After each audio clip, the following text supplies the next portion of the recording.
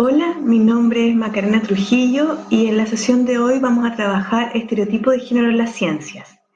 Para contarles un poquito de qué se trata lo que vamos a realizar, les voy a comentar que las ideas fuerzas de la presentación van a tratar temas tales como qué son los estereotipos de género y cómo podemos abordarlos, y sobre todo vamos a desarrollar en esa misma línea algunas ideas y conceptos claves para comprender qué es la perspectiva de género, puesto que sin perspectiva de género no podemos hacer un análisis crítico de qué significan esos estereotipos y cómo se proyectan en la realidad cotidiana y en la laboral de todas las personas. Posteriormente, como último punto, vamos a trabajar los lineamientos de la coeducación, es decir, aquella línea reflexiva que cuestiona y tensiona estos estereotipos para proponer una educación más inclusiva y equitativa entre hombres y mujeres. Por eso, para comenzar, vamos a iniciarnos con qué significa el concepto de género. En primera instancia, o en algunos momentos, se ha tratado el concepto de género como sinónimo de mujer, pero género es un concepto mucho más complejo que eso, que se desarrolla más o menos entre los años 70 en la academia anglosajona y que nos viene a decir que lo que significa ser mujer y lo que significa ser hombre son construcciones sociales en torno al sexo biológico y que son construcciones culturales también, donde se le asigna categorías diferenciadas a los hombres y a las mujeres. En ese sentido, además decimos que cambia y varía de cultura en cultura. Es decir, no es lo mismo ser mujer y hombre en una sociedad determinada, por ejemplo en China o en Chile o en España, o en una época determinada, en 1900, en el 2020, etc. Y en ese sentido también nos vamos a preguntar, ¿por qué es negativo? Porque si nos ponemos a pensar, las dimensiones que vivimos sistemáticamente son construcciones sociales. Lo que comemos, por ejemplo, también es una construcción social. Por algo no se come lo mismo en todos los países, y cuando vamos a otro país o conocemos una persona que viene de otro lugar, nos llama la atención, ¿no es cierto?, sus prácticas vinculadas a la alimentación, ¿no? Entonces, no, el problema no es que el género sea una construcción social. El problema es que tiene atribuciones de valor distintivas. Entonces se posiciona de una manera diferenciada a las mujeres y a los varones. Desde la antropología decimos que funciona como un sistema rígido, es decir, que cuesta mucho el tránsito o la transformación de un género a otro, aunque por supuesto en la actualidad hemos visto también tensiones a ese sistema rígido con las identidades trans, por ejemplo. ¿Y qué tiene que ver esto entonces con la educación y con la ciencia? Desde la perspectiva de género decimos entonces que la educación reproduce roles y estereotipos de género. Y en ese sentido, cuarta y afecta también a las ciencias porque se entienden como ámbitos tradicionalmente masculinos. No es un hecho azaroso entonces que hombres y mujeres tengan ciertas tendencias para elegir unas carreras u otras. Entonces vamos a ir comentando, a ver, voy a cambiar, ahí sí. Vamos a ir comentando sobre dicotomías de género y sobre estereotipos de género. Las dicotomías de género son aquellas construcciones de sentido en las cuales se vincula a mujeres y a hombres en una cultura occidental, ¿no? Decimos que estas dicotomías, estos estereotipos, los podemos situar y hacer la alineación con estas construcciones de lo femenino y lo masculino que nacen en la modernidad. De ese modo, entonces, pensamos en lo racional, en lo objetivo, en lo productivo, en el espacio público y en la cultura como áreas tradicionalmente masculinas, y pensamos en lo emocional, lo subjetivo, lo privado, ¿no es cierto?, lo reproductivo y la naturaleza como espacios femeninos. Todo esto se va vinculando a estereotipos y solemos entonces atribuir ciertas características diferenciadas a hombres y mujeres ante los mismos actos o los mismos hechos. A modo de ejemplo, algo que nos puede resultar más familiar, podemos pensar en una mujer cuando está embarazada, ¿no es cierto?, y siente las pataditas en la guata de su bebé que se está moviendo, y si ya sabemos que será niña, le decimos, ¡ay, qué bonita la bailarina, qué tierna!, ¿cierto? Y sabemos que va a ser niño, decimos, ¡ay, qué movedizo el futbolista! Es decir, ante un hecho, atribuimos características diferenciadas solo por la relación que hacemos entonces con el sexo, vinculada a todas estas ideas que tenemos con respecto a la feminidad y masculinidad que dijimos anteriormente. De ese modo, tendemos a pensar que los varones en su mayoría son más valientes que las mujeres, más independientes, con mayores niveles de competitividad, por lo cual tienden a ser mejores líderes, más dominantes y activos. Y a las mujeres se le atribuyen categorías y características tales como ser más temerosas, por lo cual más dependientes, que hay que cuidar más colaborativas y no tan competitivas, por lo cual tenderían a tener una posición más subordinada y pasiva y se considerarían también peores líderes en ese sentido. Entonces, vamos a decir en términos muy generales, pero para poder situarnos y ubicarnos, digamos, en un contexto común, que los estereotipos de género son todas estas opiniones o prejuicios que son generalizados socialmente acerca de los atributos que se consideran características esenciales, es decir, reflejo de naturaleza de hombres y mujeres. Pensamos que este tipo de atribuciones las realizamos porque efectivamente reflejan una naturaleza, pero lo que hace la perspectiva de género es hacer un recorrido histórico, antropológico, ¿no es cierto?, que nos va diciendo cómo han ido variando esos estereotipos y nos va demostrando cómo dichos estereotipos entonces son construcciones culturales y no podemos aseverar que son reflejos de la naturaleza esencialmente femenina o esencialmente masculina. ¿Y por qué decimos que son negativos? Porque limitan las capacidades tanto de hombres como mujeres. Si a mí me señalan que estas son las categorías de ser varón y tengo que cumplir con ellas, no puedo reflejarme en las otras categorías relacionadas con ser mujer, por lo cual obviamente mi campo de movimiento va a ser mucho menor si pudiese, ¿no es cierto?, sentirme reflejada o reflejado en todas las capacidades humanas las que podemos tener. Además, como dijimos, se refleja en todas las dimensiones vitales, pero en el ámbito que nos convoca, también en las decisiones laborales y en los ámbitos de conocimiento en los cuales nos iremos desarrollando.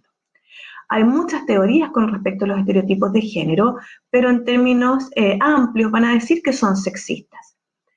Y son sexistas en el sentido que desvalorizan en estas construcciones de género desigual que dijimos anteriormente, tienden a desvalorizar lo femenino, se tiende a considerar en menor valor. En ese sentido, hay una propuesta que se llama la propuesta del sexismo ambivalente, que nos dice que el sexismo no son solo aquellas categorías hostiles con las cuales se tratan las mujeres, ¿no? Esta idea de que las mujeres son más irracionales o tienen menos capacidades, esos dichos, ¿no? Cuando se ve que hay un problema en la conducción, por ejemplo, o hay un choque, dice, claro, mujer tenías que ser, ¿no? Eso sería un sexismo hostil. Dar por sentado que por ser mujer vas a manejar peor un coche, un auto, ¿no? Por ejemplo. Eso sería sexismo hostil. Por otro lado, tenemos el sexismo benevolente, que es aquel que valoriza a las mujeres de manera positiva, siempre y cuando cumplen los roles tradicionales de feminidad. Por ejemplo, valore positivamente a las mujeres que son madres y considere que aquellas que deciden no tener hijos o hijas no cumplen con su rol de mujer, porque se entiende que ser mujer es proyectarse en la maternidad. Como dije anteriormente, todas estas ideas, todas estas situaciones van construyendo desigualdades que se reflejan en distintos momentos de la vida. Como por ejemplo, vamos a decir que se reflejan de manera negativa en los cuidados. Según datos del INE del 2015, las mujeres de 25 a 49 años dedican mucho más tiempo al trabajo de cuidados que sus pares masculinos, prácticamente el doble, ¿no? Es decir, se considera que por ser mujer, y se nos enseña que por ser mujer, tenemos que dedicarnos con mayor intensidad al trabajo doméstico y a los chicos, a los varones, se les enseña que no deben dedicarse con la misma profundidad al trabajo doméstico y de cuidados, lo que también incide negativamente. Por un lado, a las mujeres se les carga más trabajo en ese sentido y a los varones muchas veces no se les enseña a poder hacerse responsables de sí mismos en aspectos tan cotidianos como cocinar, la limpieza, el ser un adulto funcional, ¿no? En la política, podemos ver que según la ONU, con datos del 2019, solo el 30% de las mujeres ocupa cargo en ministerios chilenos. Y en la ciencia, prácticamente el 93% de las personas que estudian ingeniería son varones. Lo que nos dice la perspectiva de género es que estos datos no son azarosos, sino que son el resultado, el reflejo de las construcciones de género que hablamos anteriormente y de las concepciones sexistas y estereotipadas con respecto a las mujeres y a los hombres que también nombramos en la diapositiva anterior.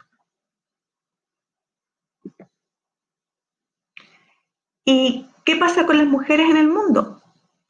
Yo aquí les puse algunos datos vinculados a las ciencias, ¿no? Que es el tema que nos convoca. Pero podemos decir que en el mundo, según ONU Mujeres del año 2020, las estudiantes STEM, ¿no es cierto?, son una de cada 3 personas solamente es mujer. Es decir, nuevamente existe una subrepresentación de las mujeres en este ámbito. Solamente el 29% de las personas que investigan en el mundo son mujeres. Y es más, solo el 3% de los premios Nobel que se han otorgado son mujeres. ¿Y cómo podemos interpretar esto? Bueno, desde los estudios de género se señala que existe una segregación horizontal y una segregación vertical. ¿Qué quiere decir? La segregación horizontal quiere decir que los estereotipos de género sitúan a hombres y mujeres de manera diferenciada en ciertas áreas del conocimiento. Por eso hay muchos más hombres en el área de la ciencia o de las tecnologías y muchas más mujeres en el área de la salud, de la educación, que son tradicionalmente vinculadas al cuidado. Eso sería la segregación horizontal, por campos del conocimiento. Y luego tenemos la segregación vertical. Es aquella que sitúa con mayor porcentaje, con mayor número, a los varones en puestos de liderazgo y de poder. Y a las mujeres en cargos que tienen menos liderazgo, como dije anteriormente. Por eso se ha visto, por ejemplo, que muchas veces en las escuelas existe un número muy importante de profesoras, pero a medida que va subiendo la jerarquía, suelen haber menos mujeres. Lo mismo pasa en las universidades, ¿no? Hay que ver o solo pensar en el número de rectoras que tenemos en nuestro país, lo que nos da, por supuesto, un reflejo de los temas que estamos hablando. ¿Y qué pasa en Chile? Según Camacho, el año 2018, nos dice que las personas que ingresan a la universidad, es decir, por matrícula universitaria, el 53% son mujeres. Las personas que luego realizan doctorados, un 44% son mujeres. Es decir, vemos cómo va disminuyendo. Sin embargo, y además, las académicas que tienen grado de doctorado en las universidades disminuye un 31%. Y las rectoras, como dijimos anteriormente, solo representan el 3% de las mujeres en nuestro país. Es decir, esto nos permite ver cómo las mujeres tienen una mayor representación porcentual desde el ingreso a la universidad, pero posteriormente, cuando implica mayor formación o cargos de mayor prestigio, este número va decayendo. ¿Y qué pasa en la investigación aplicada? En las investigaciones de Fondesit, ¿no es cierto?, en el Fondo Nacional de Ciencia y Tecnología, que representa un tipo de recursos para sostener la investigación, el más importante en nuestro país, nos dice que el 36% de las personas que se ganan un postdoctorado son mujeres. Luego esto bajó un poquito y los Fondesit de iniciación, que son los primeros, ¿no es cierto?, que se postulan una vez después de doctorarte, el 33% son mujeres, ¿no? Estos fondos que serían una suerte para investigación más junior, si lo queremos decir de algún modo. Posteriormente a la investigación que sería más senior, por nombrarla, los Fondesit regulares, solo el 22% son mujeres. Es decir, otra vez los datos nos vuelven a reflejar estos conceptos y estas ideas que habíamos comentado en un inicio. Todos estos números y estos datos que hemos ido viendo nos permiten también llegar a conceptos que de algún modo nos permiten profundizar en todas estas dimensiones de la vida y de la cultura y de la sociedad que estábamos hablando anteriormente. De ese modo vamos a hablar del androcentrismo, que es un concepto que alude principalmente a cómo se construye un discurso que supuestamente es neutro, pero que en la práctica solo representa lo masculino. Un ejemplo que sirve para este concepto de androcentrismo es cuando se estudia la Revolución Francesa, ¿no es cierto? Y se nos dice, en la Revolución Francesa se ganó el voto universal, lo que ciertamente no fue así, puesto que los que pudieron votar fueron los varones y solo algunos de ellos. Otro concepto que nos sirve y que ya habíamos utilizado anteriormente es el de sexismo, que son todas estas ideas y actitudes y creencias que atribuyen o niegan falsamente, ¿no es cierto?, ciertas capacidades innatas a los miembros de la sociedad en base al género cultural. Y otro concepto que nos puede servir y que en definitiva viene a desestabilizar tanto el androcentrismo y el sexismo y las desigualdades de género es la perspectiva de género, porque es la mirada, el enfoque que analiza críticamente todas estas inequidades que veníamos hablando y en definitiva las cuestiona como relaciones de poder históricamente establecidas. Un ejemplo que considero que debemos tener en cuenta en relación al concepto de sexismo es pensar en el diccionario. Cuando vamos al diccionario, todavía los que utilizamos hoy, vamos a hombre público, podemos leer que hombre es aquel que tiene un influjo en la vida social. Y cuando buscamos mujer pública, no aparece el mismo concepto vinculado a lo femenino, sino que aparece prostituta.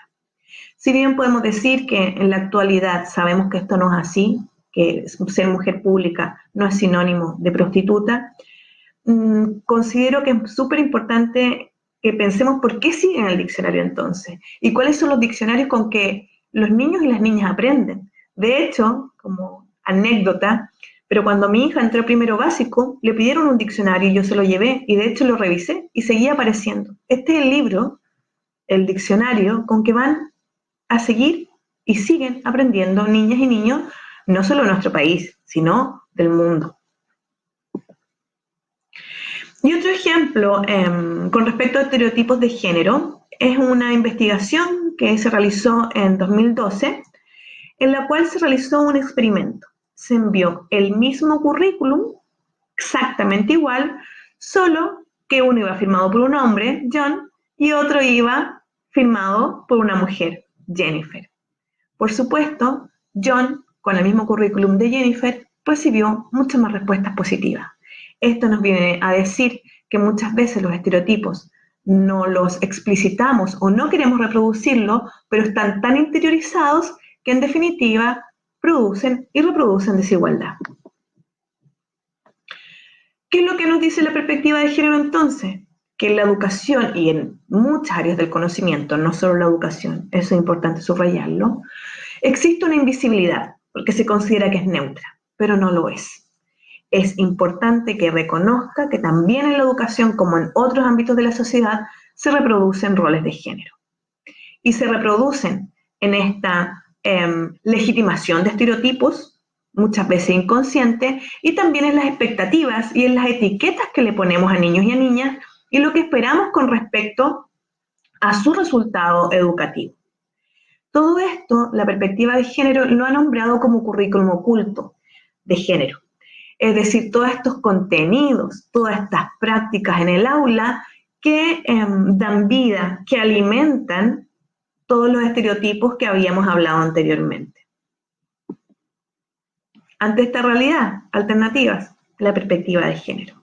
Y la perspectiva de género ha desarrollado una mirada que se llama la mirada de la coeducación, que también en Chile se conoce como educación no sexista.